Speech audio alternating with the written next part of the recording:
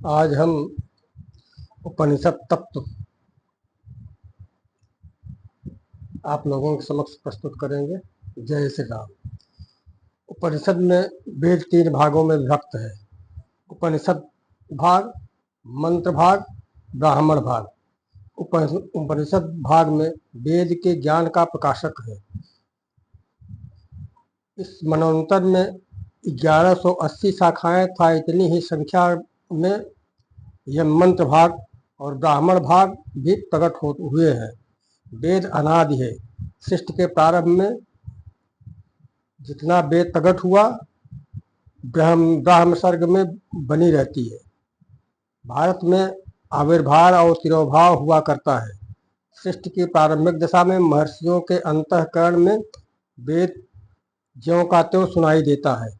श्रुतियाँ अपने स्वरूप में यथावत प्रकट होती हैं।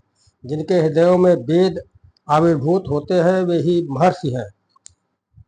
कितना भी ज्ञानी पुरुष हो जाए, मंत्र दृष्टा न होने से महर्षि नहीं कहा जा सकता। अर्थात वेद मंत्रों के दृष्टा ही ऋषि या महर्षि पद प्राप्त हो सकते हैं। सतयुग में वेदों का आविर्भाव होता है तथा कलयुग में वेदों का ह्रास होते होते ब्रह्मलीन या ब्रह्मलोक में चले जाते हैं। यही वेदों का आविर्भाव और तिरोभाव का रहस्य है। वेद का स्वरूप समझने के लिए देश काल एवं ज्ञान होना अति आवश्यक है। वेद के साथ अनादि अनंत काल और ब्रह्मांड रूपी देश ब्रह्म सदृश सतचित और आनंद भाव का घनिष्ठ संबंध है। ब्रह्म का स्वरूप स्व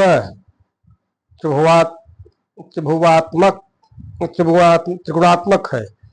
इसलिए मीमांसा में वेद 3 भागों में परिपूर्ण है और जब स्व प्रकृति त्रिगुणमयी है। शब्द ब्रह्म 3 गुणों से परिपूर्ण है। मंत्र भाग, ब्राह्मण भाग और उपनिषद भाग प्रत्येक त्रिभावात्मक है, जिससे इनकी श्रुतियों का 3 अर्थ होना निश्चित है, जो कल्याणकारक होता है।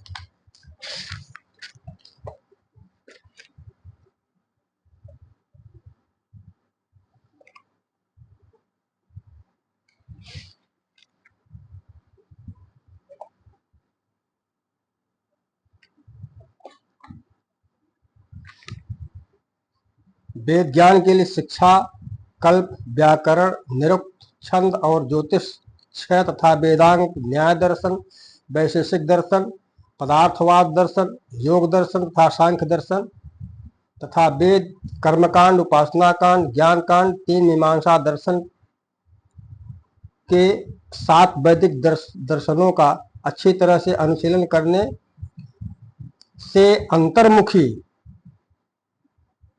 जब तक मनुष्य नहीं हो जाता वेद समझा नहीं जा सकता। उपनिषद ज्ञान तत्व करने के लिए सृष्टि ज्ञान, देश काल का ज्ञान आवश्यक है। हमारे शास्त्रों में जैसे विस्तृत व अलौकिक वेद शास्त्रों में ऐसा कहीं नहीं है। वैज्ञानिकों ने 2-4 हजार वर्षों की कल्पना की है तथा कुछ जगह अब इसको बढ़ा करके और गणना में लगे हैं।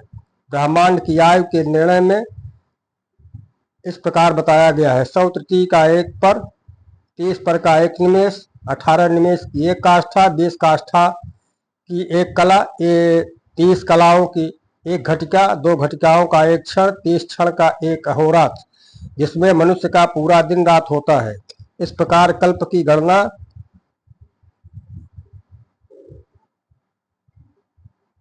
की गई है। 31-10-4 में 10 शून्य आगे मानस वर्षों में ब्रह्मा पदधारी नाम बदले जाते हैं। 1866-24 में 14 शून्य आगे मानव वर्षों में 1 विश्वधारी पदनाम बदलते हैं। इसी प्रकार 44-78-97-6 में 19 शून्य आगे बढ़ाने पर भगवान शिव की आयु है, जो ब्रह्मांड का प्रलय करके ब्रह्म में लय हो जाते हैं। अनंत कोटि ब्रह्मांड भांडोदरी ब्रह्म शक्ति जगदम्बा की 1 त्रुटि कि शिव के 5 करोड़ निमेष होते हैं। इससे एक ब्रह्मांड का लय होने का समय निर्धारित किया जा सकता है, अर्थात जगदम्बा की एक त्रुटि में एक ब्रह्मांड का संपूर्ण प्रलय हो जाता है।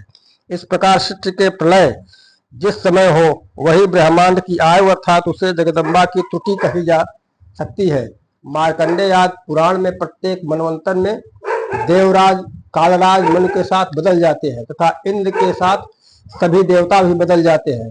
कर्म के चालक देवता, ज्ञान के चालक ऋषि, स्थूल आदि शरीर के आदि के संचालक, जो तीनों ही 3 श्रेणी में दिखता है, सभी मनवंतर में बदल जाते हैं। इस कारण भूः भुवः स्वः इन तीनों लोकों की श्रृंखला और सभ्यता के आदि में बड़ा अंतर पड़ जाता है। मनवंतर में जो परिवर्तन होता है वह त्रिलोक में ही होता है, क्योंकि यह खंडित प्रलय है जो आर्यों के वेद से प्रमाणित है। उपनिषदों के देश काल ज्ञान में 2 मत हैं, योगी मत तथा वैष्णव मत। योगी मत में ब्रह्म से ब्रह्मांड की सृष्टि मानी गई है तथा उसी में लीन भी होना बताया गया है, जो अद्वैतवाद का पोषक है।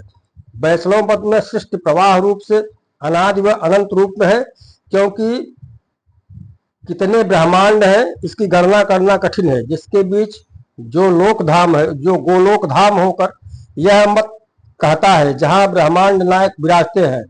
अद्वैतवाद में मुक्ति है तथा दूसरे मतवावलंबी अनंत सृष्टि प्रवाह मानते हैं।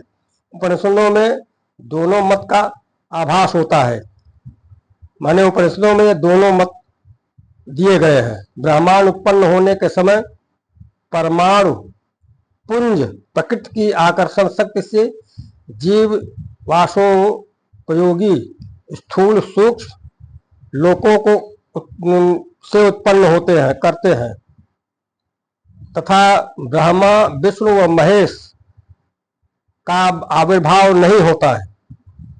उस समय मात्र गोलक बनता है जो तत्व समूह है। ईश्वर को प्रकृति सृष्टि कहते हैं, जो प्रकृति के स्वाभाविक नियम है, जिसमें प्राचीन ऋषि गण और पदार्थ विद्या के विद्वजन दोनों ही एक मत है तथा जब त्रिमूर्त का सर्वशक्तिमान ईश्वर की इच्छा से ब्रह्मा विष्णु शिव त्रिमूर्त का आविर्भाव होता है, तब जीव की सृष्टि प्रारंभ होती है, जिसे ब्राह्मी सृष्टि कहते हैं। इसके बाद प्रजापतिगण उत्पन्न होकर मानव सृष्टि से उत्पन्न होते हैं, जिसे मानव सृष्टि कही गई है, जो देवताओं की ओर से होती है तथा स्त्री पुरुष के संयोग से जो सृष्टि होती है वह वैजी सृष्टि कही गई है। यही 4 प्रकार की सृष्टि करण है जो प्राचीन वेदों और शास्त्रों में पाया जाता है। इस समय केवल 108 उपनिषद हैं, शेष लुप्त हो चुके हैं जो सहस्त्राधिक है। इन सभी का ज्ञान श्रीमद् भगवद गीता कराती है, जिसका महत्व सारा संसार करता है। आज का इतना ही। जय श्री राम। अब आगे ब्रह्म विद्या किसे कहते हैं वो बताई जाएगी।